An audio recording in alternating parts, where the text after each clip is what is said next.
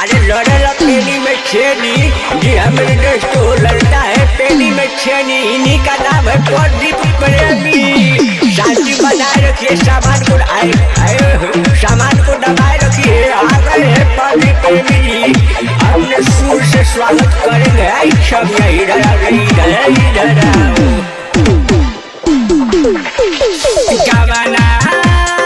गावाना करा के राजा गइलो राजाई में जमाई आवता उहे खाएला रोआई आवता।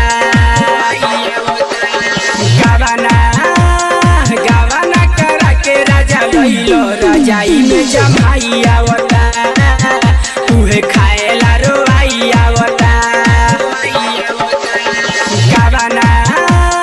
गावाना करा के राजा गइलो राजाई में जमाई आवता उहे खाएला रोआई आवता उहे खाएला रोआई आवता। इस बार नीरज रिकॉर्डिंग स्टूडियो रघुनाथपुर मोतिहारी 829240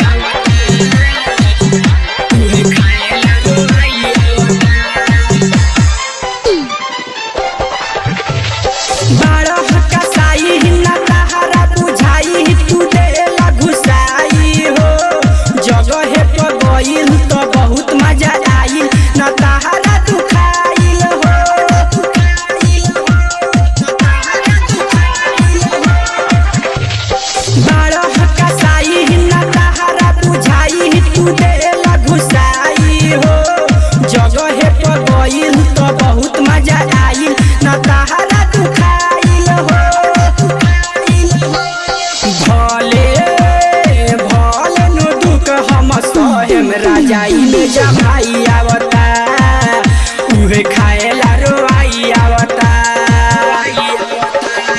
गावाना करा के राजा गइलो राजाई में जमाई आवता हमरा खाएला रोआई आवता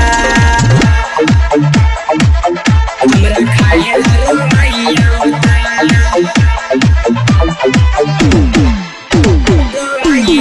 राइटर हो राजकुमार के तो पूछो परेशानी हो प्रदीप हो प्रेमी तो आज नहीं मानी करी ही माना मानी हो